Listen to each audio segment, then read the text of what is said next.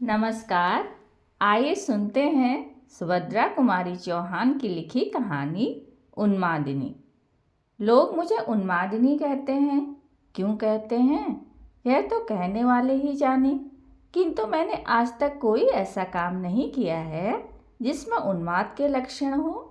मैं अपने सभी काम नियम पूर्वक करती हूँ। क्या एक दिन भी मैं उस समाधि पर फूल चढ़ाना भूली हूँ? क्या ऐसी कोई संध्या है जब मैंने वहाँ दीपक नहीं जलाया है? कौन सा ऐसा सवेरा हुआ है जब ओस की धुली हुई नई नई कलियों से मैंने उस समाधि को नहीं ढक दिया? फिर भी मैं उन्मादिनी हूँ।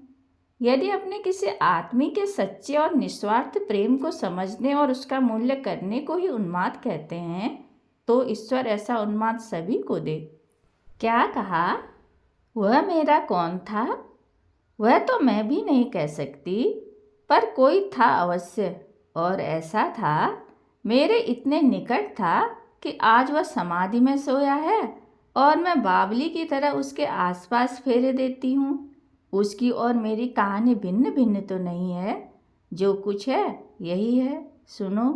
बचपन से ही मुझे कहानी सुनने का शौक था। मैं बहुत सी कहानियाँ सुना करती और मुझे उसका वह भाग बहुत ही प्रिय लगता जहाँ किसी युवक की वीरता का वर्णन होता।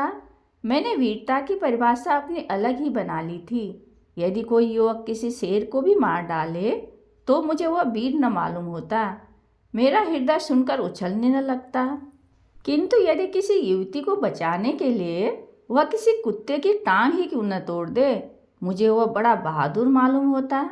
मेरा हृदय प्रसन्नता से उछलने लगता। पहले उदाहरण में स्वार्थ था, क्रूरता थी और थी नीरसता। उसके विपरीत दूसरे उदाहरण में एक तरफ थी भयत्रस्त हरिणी की तरह दो आंखें और हृदय से उठने वाली अमोघ प्रार्थना, और दूसरी ओर थी रक्षा करने की स्फूर्ति, वीर प्रमाणित होने की पवित्र आकांक्षा और विजय की लालसा। इन सबके ऊपर का मधुर आवरण था जो इस चित्र को और भी सुंदर बना रहा था। कहानी प्रेम ने मेरे हृदय को एक काल्पनिक कहानी की नायिका बनने की आतुरता में उड़ना सिखला दिया था। जवानी आई और आई उसी के साथ मेरी कहानी की आशा भी। यूं तो शीशे में अपना मुंह रोज ही देखा जाता है, परंतु आंखें कभी कभी केवल अपने को ही देखती रह जाती हैं। गहरे अंधेरे में बंद हृदय भी कदाचित अपना स्वरूप दर्पण में देखने के लिए मचलने लगता है, आंखों में लड़ जाता है और उसकी सौंदर्य समाधि को तोड़ देता है। मैंने सुना है कि एक समय ऐसा आता है जब कुरूप से कुरूप व्यक्ति भी अपने को सुंदर समझने लगता है। फिर मैं तो सुंदर ही थी। बचपन में माँ मुझे प्यार से मेरी सोना, मेरी हीरा, मेरी चांद कहा करती थी। बड़ी होने पर एक दिन कलूटे कुंदन ने मुझसे लड़ाई में कह दिया कि हम तुम्हारे सरीखा गोरा गोरा मुँह कहाँ से लावें। बेचारा कुंदन, क्या जाने कि उसने इस शब्दों में कौन सा जादू फूंक दिया कि फिर मैं उससे लड़ न सकी। इस बात के उत्तर में उसे पत्थर फेंककर मार न सकी। हाँ, मैंने अंदर जाकर दर्पण के सामने खड़ी होकर कुंदन के मुंह से अपने मुंह की तुलना अवश्य की। सचमुच मेरा मुंह बहुत गोरा था, परंतु कुंदन कुंदन भी तो काला न था, सांवला था। और मुझे सांवले पुरुष ही अच्छे लगते थे। बचपन में अनेक बार राधा कृष्ण की कहानी सुनते सुनते मैं भी अपने को राधा रानी समझने लगी थी। और कृष्ण कृष्ण बहुत तलाश करने पर भी सिवा कुंदन के कोई और न मिलता। कुंदन बांसुरी भी बजाता था और सांवला भी था। फिर भला मेरा कृष्ण सिवा कुंदन के और हो ही कौन सकता था।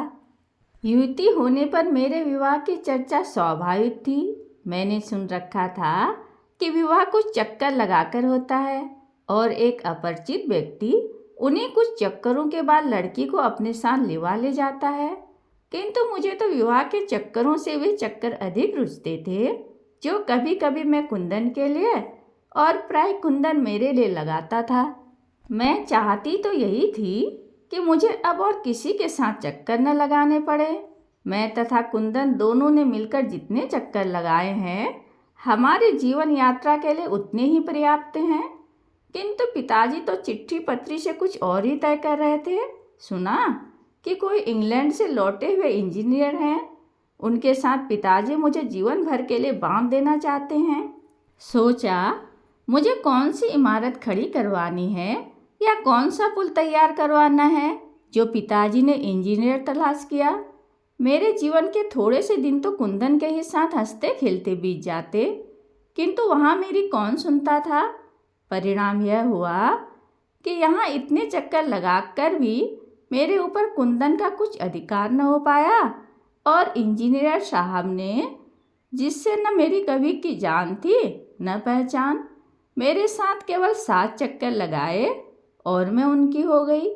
इधर मेरा विवाह हो रहा था, उधर कुंदन बीए की परीक्षा दे रहा था। सुना कि कुंदन परीक्षा भवन में बेहोश हो गया। आह, बेचारा एक ही साथ 2-2 परीक्षाओं में बैठा भी तो था। विवाह की भीड़ भाड़ में न जाने कितने मित्र और रिश्तेदारों के जमघट में मेरी उत्सुक आंखें सदा कुंदन को खोजती रहती, किंतु इन 3-4 दिनों में वह मुझे एक दिन भी न दिखा। विदा के दिन तो मेरे धैर्य का बांध टूट गया। कुंदन की बहन से मैंने पूछा, मालूम हुआ कि वह कई दिनों से बीमार है। अब क्या करती। हृदय में एक पीड़ा छिपाए हुए मैं विदा हुई। स्टेशन पर पहुंची। व्याकुलता असंभव को भी संभव बनाने की उधेड़-बुन में रहती है। मैं जानती थी कि बीमार कुंदन स्टेशन नहीं आ सकता, फिर भी आंखें चारों तरफ किसी को खोज रही थी। इधर ट्रेन ने चलने की सीटी दी, उधर गेट के पास से कोई तेजी से आता हुआ दिखा। आंखों ने कहा, कुंदन है। हृदय ने समर्थन दिया, किंतु मस्तिष्क ने विरोध किया। वह बीमार है, भला स्टेशन पर कैसे आएगा। पर वह मेरा कुंदन ही था। उसकी आंखों में निराशाजनक उन्माद, चेहरे पर विषाद की गहरी छाया और होंठों पर वही स्वाभाविक मुस्कुराहट थी। सिर के बिखरे हुए रूखे बालों से पूरा माथा ढक रखा था।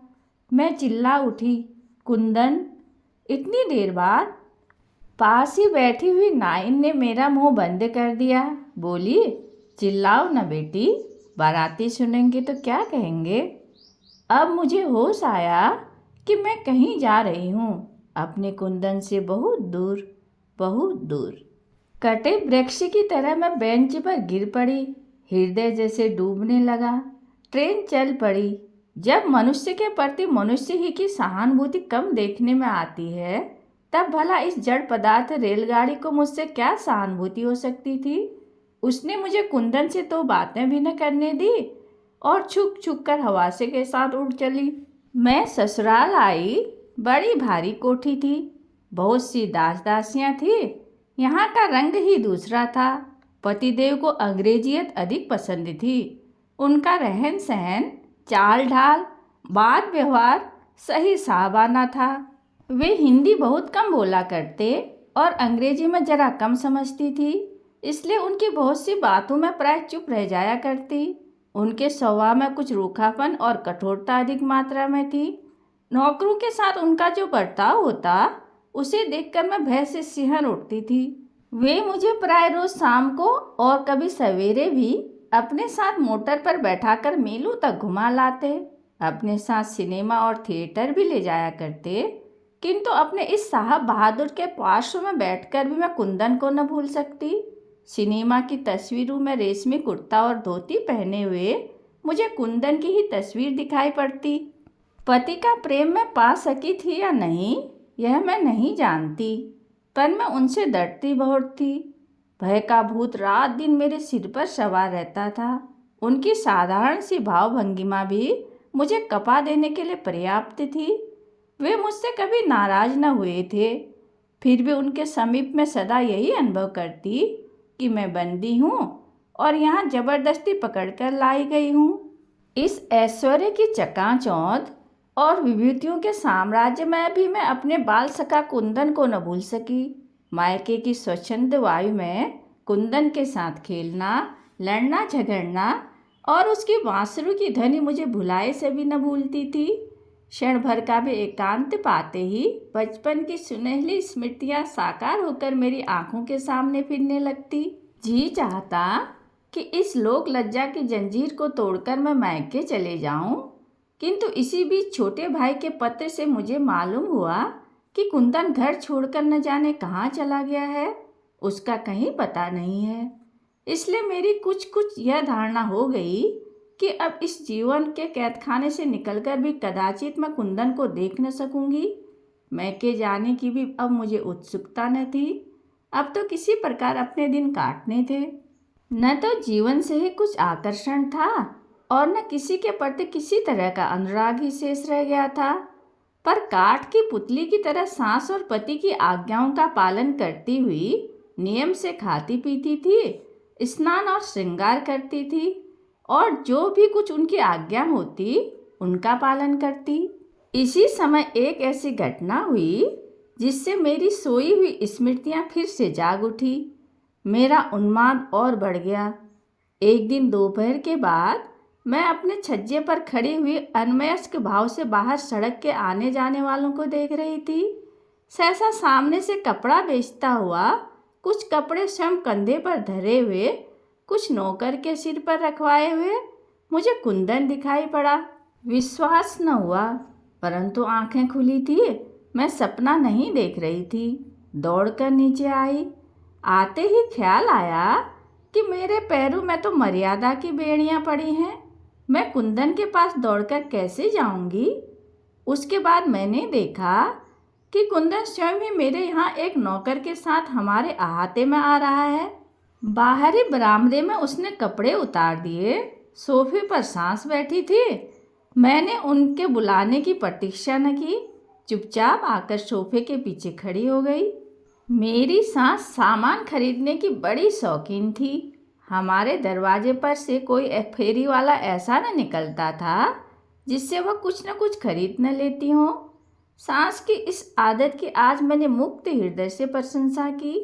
यदि उन्हें सामान खरीदने का इतना शौक न होता तो शायद मैं उस कपड़े वाले कुंदन को इतने समीप से न देख पाती। मुझे अपने पीछे देखकर वह हंस कर बोली, बहू क्या लेना है? जो कुछ लेना हो अपने मन का पसंद कर लो। बेचारी सास क्या जानती थी कि कपड़ों से अधिक मुझे कपड़े वाला पसंद है। फिर भी उनके आग्रह से मैंने 2 शांतिपुरी साड़ियाँ ले ली। उन्होंने भी अपने लिए कुछ साड़ियाँ खरीदी। उसे दाम देकर और कई तरह की साड़ियाँ लाने के लिए कहकर सास ने उसे विदा किया। कुंदन में बड़ा परिवर्तन था। अब वह बहुत दुबला और अधिक सांवला हो गया था। चेहरे पर वह लालिमा न थी, किंतु वही मनस्विता और तेज टपक रहा था जो पहले था। इस घटना को हुए करीब 1 महीना बीत गया। लगातार प्रतीक्षा करते रहने के बावजूद मैं कुंदन को न देख सकी। जेठ का महीना था। बगीचे का एक माली छुट्टी पर गया था। बूढ़ा माली एक मेहनती आदमी की तलाश में था। 4 बजे तक घर में बंद रहकर गर्मी के कारण घबराकर मैं अपनी सास के साथ बगीचे में चली गई। वहीं बगीचे में मोलसिरी की घनी छाया में चबूतरे पर मैं सास के साथ बैठी थी। बार बार यही सोचती थी कि कुंदन कहाँ चला गया, कपड़ा लेकर फिर क्यों नहीं आया, बीमार तो नहीं पड़ गया, और अगर बीमार हो गया होगा तो उसकी देखभाल कौन करता होगा। मेरी आंखों में आंसू आ गए। उसी समय पीछे से आकर बूढ़े माली ने कहा, सरकार यह एक आदमी है जो माली का काम कर सकता है, हुक्म हो तो रख लिया जाए। मैंने मुड़कर देखा तो सहसा विश्वास न हुआ। कुंदन और माली का काम? मेरी बेसुध वेदना तड़प उठी। एक संपन्न परिवार का होनहार युवक 10 रुपये माहवार की मालीगिरी करने आए। इतनी कड़ी तपस्या! हे ईश्वर, क्या इस तपस्या का अंत न होगा? 10 रुपये माहवार पर कुंदन बगीचे में माली का काम करने लगा। मैं देखती कड़ी दोपहरी में भी वह दिन भर कुदाल चलाया करता, पानी सींचता और टोकरी भर भर मिट्टी ढोता। उसका शरीर अब दिन दिन दुबला और सांवला पड़ता जाता था। उसके स्वभाव में कितनी नवाबी थी। वह मेहनत से काम से कितना बचता था, मुझसे छिपा न था। किंतु अब वह कितना परिश्रम कर रहा है। मुझे चिंता रहती थी कि उसका सुकुमार शरीर इस कठिन परिश्रम को सह न सकेगा। मैं चाहती थी कि किसी प्रकार उसे रोक दूं, यह काम छोड़ दे, परंतु कैसे रोकती? उससे बात करने की मुझे इजाज़त ही कहाँ थी। पहले की अपेक्षा अब मैं बगीचे में अधिक आने जाने लगी। पहले आने जाने पर किसी ने ध्यान न दिया, किंतु कुछ ही दिनों बाद टीका टिप्पणी होने लगी।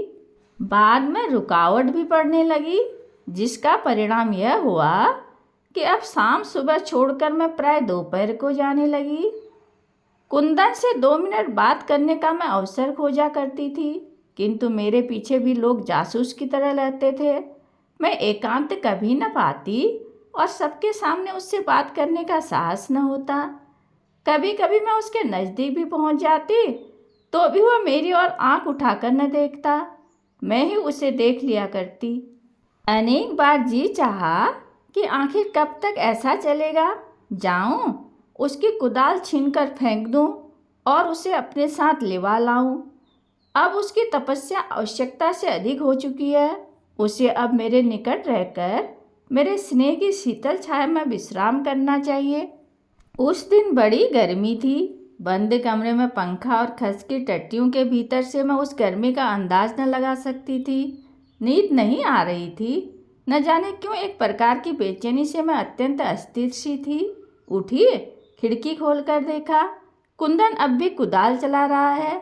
जी न माना, दरवाज़ा खोलकर बाहर निकली। पंखा खींचने वाली दासी ने रोका। बहू, इतनी गर्मी में भीतर से बाहर न जाओ, लू लग जाएगी।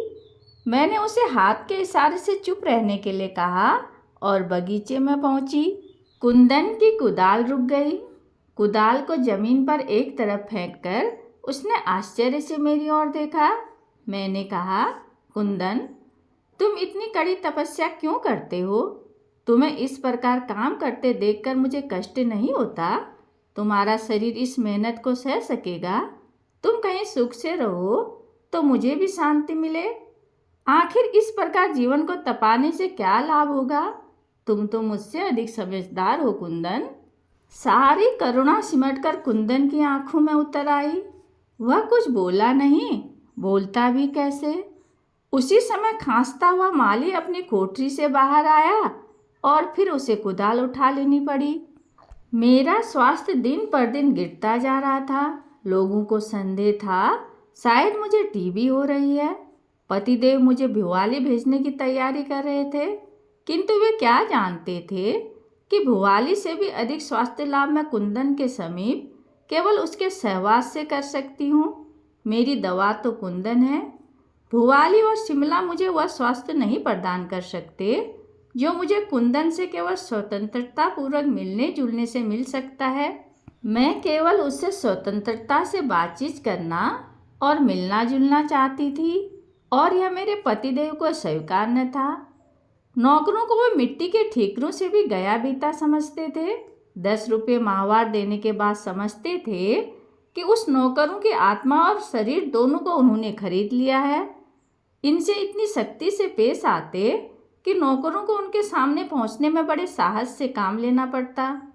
इधर कुंदन से एक दिन खुलकर बातचीत करने के लिए रात दिन मेरा मस्तिष्क और हृदय में युद्ध छिड़ा रहता।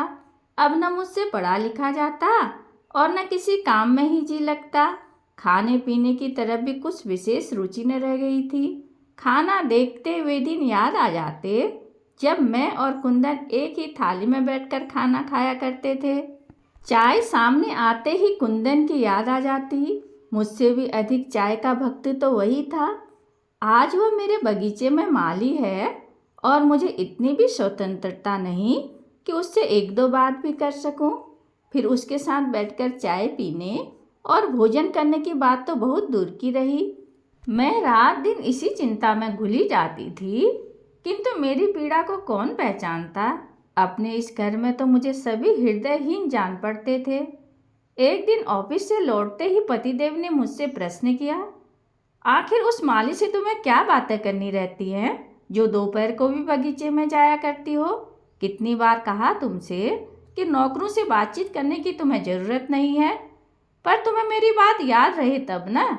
इस बात को भूल जाती हो कि तुम एक इंजीनियर की स्त्री हो, तुम्हें मेरी इज्जत का भी ख्याल रखना चाहिए। मैं कुछ न बोली, बोलती भी क्या, मैंने चुप रहना ही उचित समझा। मुझे उनसे क्या बातचीत करनी रहती है, मैं उन्हें क्या बतलाती। वह बतलाने की बात नहीं थी, समझने की बात थी। और उसे वही समझ सकता था जिसके पास हृदय हो। जिसके पास हृदय ही न हो, वह हृदय की बात क्या समझे। मेरी इस चुप्पी का अर्थ उन्होंने चाहे जो कुछ भी लगाया हो, किंतु उनकी इस बाधा ने मुझे बड़ी वेदना हुई। कुंदन से 2-4 मिनट बात करने में न तो उनका कुछ बिगाड़ देती और न कुंदन को ही कुछ दे देती। फिर भी कुंदन से मिलने में उन्हें इतनी आपत्ति क्यों थी, कौन जाने। चाहे जो हो, इस बाधा का परिणाम उल्टा ही हुआ। ज्यों ज्यों मुझे उनके समीप जाने से रोका गया, त्यों त्यों उनके पास पहुंचने की मेरी उत्कंठा प्रबल होती गई। गर्मी की रात थी। बगीचे में बेलें इस प्रकार खिले थे जैसे आसमान में तारे फैल रहे हों। मैं उन्हीं बेलों के पास संगमरमर की बेंच पर बैठी थी। कई दिन हो गए थे कुंदन बगीचे में काम करता हुआ न दिखा था। वह कहाँ गया, काम करने क्यों नहीं आता। यद्यपि यह जानने के लिए मैं अत्यंत अस्थिर थी, फिर भी किसी से कुछ पूछने का मुझ में साहस न था। अत्यंत उद्विग्नता में मैं बगीचे में इधर उधर टहलने लगी। टहलते टहलते मैं मालियों के क्वार्टर की तरफ निकल गई। दूर से कुंदन की कोठरी कई बार देखी थी। आज उस कोठरी के बहुत समीप पहुंच गई थी। कोठरी में प्रकाश तो न था, किंतु अंदर से कराहने की आवाज़ साफ साफ सुनाई पड़ती थी। मैंने ध्यान से सुना, आवाज़ कुंदन की थी। अब मैं बिल्कुल भूल गई कि मैं किसी इंजीनियर की स्त्री हूँ और कुंदन मेरा माली। तेजी से कदम बढ़ाकर मैं कोठरी में पहुँच गई। बिजली का बटन दबाते ही कोठरी में प्रकाश फैल गया। कुंदन ने घबराकर आंखें खोल दी। मुझे देखते ही इस बीमारी में भी उसकी आंखें चमक उठी, और वह वही चमक थी जिसे उसकी आंखों में मैंने एक बार नहीं अनेक बार देखा था। मैं उसी की चारपाई पर उसके सिरहाने बैठ गई। तेज बुखार से उसका शरीर जल रहा था। मालूम हुआ कि उसे कई दिनों से बुखार आ रहा है, किंतु काम वह फिर भी बराबर करता है। इधर कई दिनों से वो बहुत अशक्त हो गया है और 2 दिनों से छाती और पसलियों में अधिक दर्द होने के कारण वह कोठरी से बाहर नहीं निकल सका। उसकी अवस्था चिंताजनक थी। कुछ देर तक हंसकर वह फिर बोला, हिना रानी, तुम आई तो हो, कोई तुम्हें कुछ कहेगा तो नहीं, पर अब आई ही हो, अपने हाथ से एक गिलास पानी पिला दो, बड़ी देर से प्यासा हूँ। मैंने मटकी से एक गिलास पानी भरकर उसे पिलाया और फिर बैठ गई। मैं उसके सिर पर हाथ फेरने लगी। मेरी आंखों से रोकने पर भी झड़ी लगी थी और गला रूंधा जा रहा था। प्रयत्न करने पर भी मैं कुंदन से एक शब्द न कह सकी। कुंदन ने अपना गरम गरम हाथों को नीचे झुकाकर मेरे पैरों को छुआ और क्षीण स्वर में बोला, हिना रानी, घर जाओ।